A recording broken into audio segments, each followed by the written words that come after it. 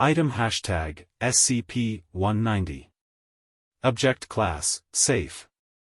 Special Containment Procedures, SCP-190 is kept in Security Locker 23 at Site-41. Children under the age of 10 are not allowed within 50 meters of SCP-190 except under testing conditions. All personnel working at Site-41 are to be made aware of SCP-190's secondary effect, and its innocuous nature.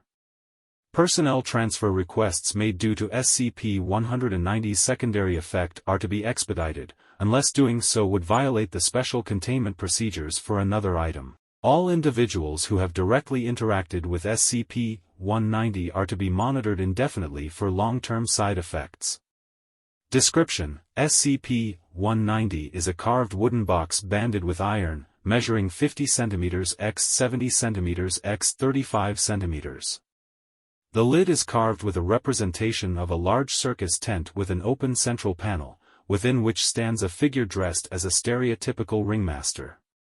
The carvings on the sides consist of assorted animals typically associated with circuses, including lions, tigers, bears, elephants, and horses. These carvings move at a maximum observed rate of approximately 5 mm per day, and time-lapse monitoring indicates that the depicted creatures appear to be acting in a non-violent play behavior with each other. When an individual aged 10 or older opens the hinged lid, SCP-190 contains 17 marbles of assorted size and color, 2 sticks of lightly used green sidewalk chalk, and 1 deck of bicycle brand playing cards. These objects can be manipulated within the confines of SCP-190, but cannot be removed from it. Attempts to remove these objects encounter an otherwise undetectable, impenetrable barrier stretching across the opening to the box.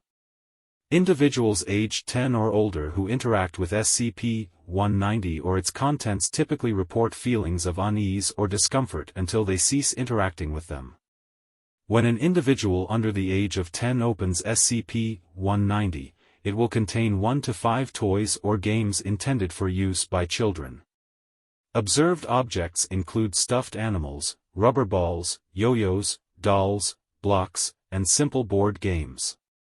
These objects can be freely removed from SCP-190 by any prepubescent individual, although attempts by pubescent or postpubescent encounter the same barrier described above. The objects typically possess a circus theme, depicting classic circus animals, venues, performers, and design schemes containing red, gold, white, stars, and/or the initials, HF. Children in the appropriate age range express great pleasure and excitement when playing with SCP-190 or the objects it produces, regardless of prior attitudes regarding toys or games of that type. Children exhibit more energetic play behaviors than they normally do, as well as more physical activities such as somersaults, cartwheels, climbing nearby objects, and simple 1 and 2 object juggling. Most play behaviors include incidental elements of causing harm to other people, especially those older than themselves. All objects produced by SCP-190 are capable of causing extreme damage, regardless of their composition. Representative samples below. Objects produced by SCP-190 vanish if placed back within it and the lid is closed. Toy/game. Usage by child. Result: red and white striped rubber ball with a gold star on one end. 8-year-old male bounced against a wall 37 times prior to throwing it at a supervising junior researcher. The wall had noticeable shallow dents where it had been struck.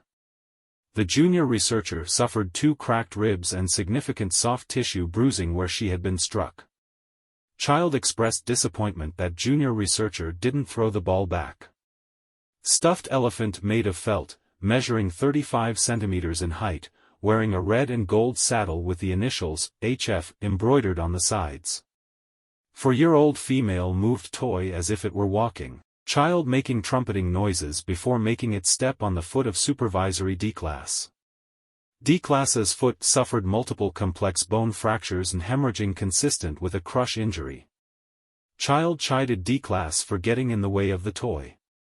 See The Big Top, a board game of similar design to the 2004 edition of Candyland.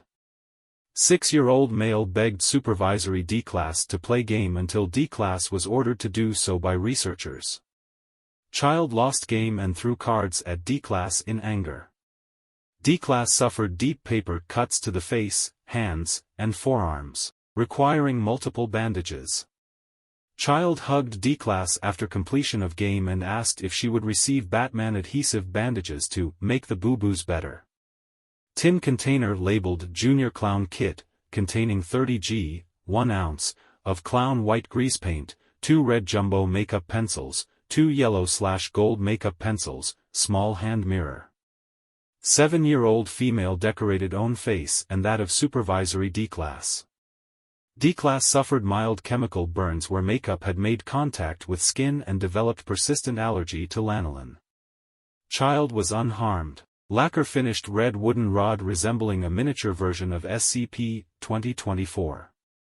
9-year-old female touched various furnishings around the room, including the supervising D-class's arm. D-class's arm tied into a knot. Child commented on D-class's improved physical appearance. After initial testing ceased following the determination of baseline properties, an additional property became apparent. If SCP-190 and its contents have not been used by a child under the age of 10 for 29.5 consecutive days, faint calliope music will be audible to all individuals within 50 meters of SCP-190. This music appears to act as a mild cognitohazard, wherein children under the age of 10 will seek out SCP-190 if they are aware of its existence.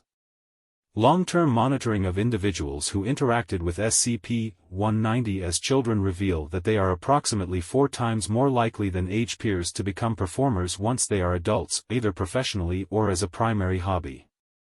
Typical examples include acrobatics, magic/sleight of hand, animal training, and improvisational oratory and acting. Subjects do not otherwise display statistically significant behavioral abnormalities.